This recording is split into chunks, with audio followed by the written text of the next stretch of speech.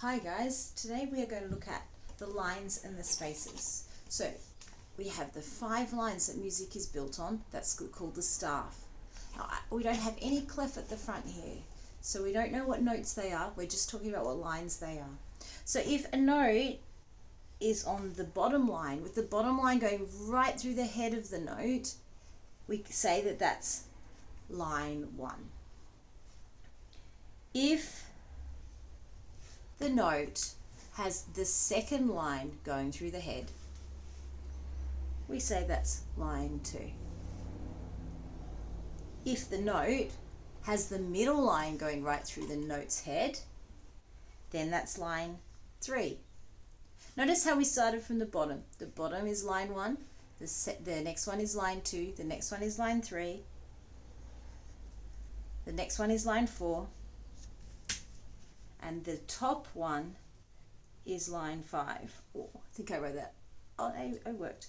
Okay, so the number 1 is our low notes. La, da, da, da, da. So the low note is here, and the high note is here at the top. Now, if I just move a little bit over, all of those notes are on lines. They have lines going through the middle of the head of the note. Now, if they don't have a line going through the note's head, it's called being in the spaces. So this place where one line is below and one line is above the note head, so one line here and one line here, that's called in a space. So this note is in a space and it's in the bottom space, so it's space number 1. The next one, this is space number 2.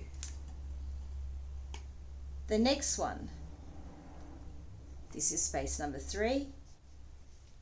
And the next one, this is space number 4. I'm having trouble drawing upside down. So now we've got 5 notes on lines, 5 notes on spaces. There are 2 other spaces that you might be asked from in the worksheet. One is down here, but it doesn't have a number. It's below all the lines, but you can see there's no line going through the note's head. There's another space up here. It is also in a space, it's just missing the line that goes on the top, and it doesn't have a number. So only the ones, rub that out, only the ones between the lines are called spaces. Now, we're going to look at one more thing. Oh, I won't do it there. Let me rub out what I've got.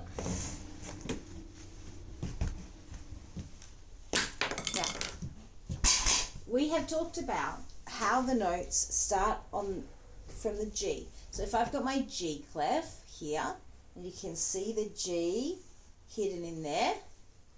If I've got my G clef here, then I know that G is on the second line. And then I can count up or down from G. So back from G, before G in the alphabet is F. So F goes in that space. Before F in the alphabet is E. So E goes on that line. And then if we go up, similar happens. So if I'm on this space, I'm 1 up from G, so it's the note A. If I'm on this line, then it's the note B.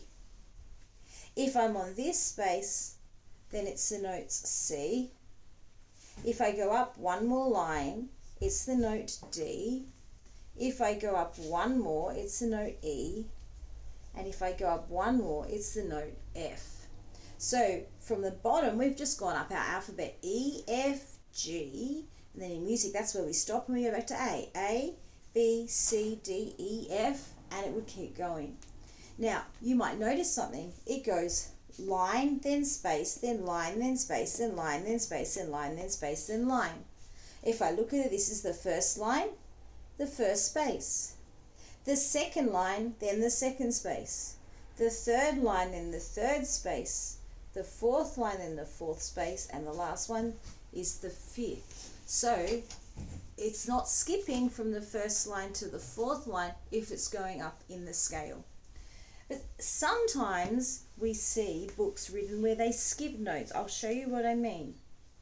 So if I only did the lines, first line, second line, third line, fourth line, fifth line.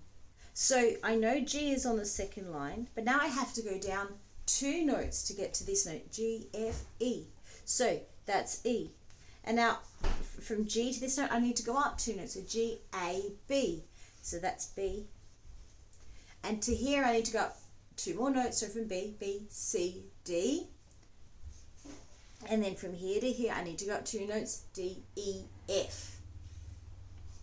So the notes on the lines are E, G, B, D, F, or E, G, B, D, F.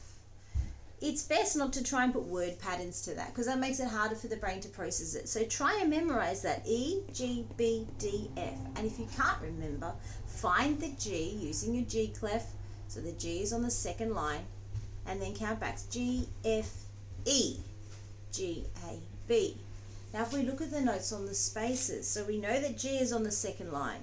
So the space below G is 1 note lower, that's F. The second space is A, because F, G is in the middle, A. And then B, C will be the next space. C, D is missing, so E will be the top space. So the notes on the spaces in our G clef are F, A, C, and E. Okay, so your task for today's lesson is to do the worksheets that are on top of the bookshelf. So you've got to tell me whether they're a line or a space. After you've told me they're a line or space, I want you to add a G clef at the front. And I'll remind you how to draw it, so draw the G. So you can see my G there. Then you put the loop on the top, and then you put a line going straight down through the middle, and then you put the curl on the bottom. So identify whether it's a line or a space, and then draw your G clef, and then I want you to figure out what note it is on the sheet. So you can look if it's on the first line, well it must be E, because the first line's going through the head of the note. So have fun doing those worksheets, and then put them back in your folders, and I look forward to seeing them next time.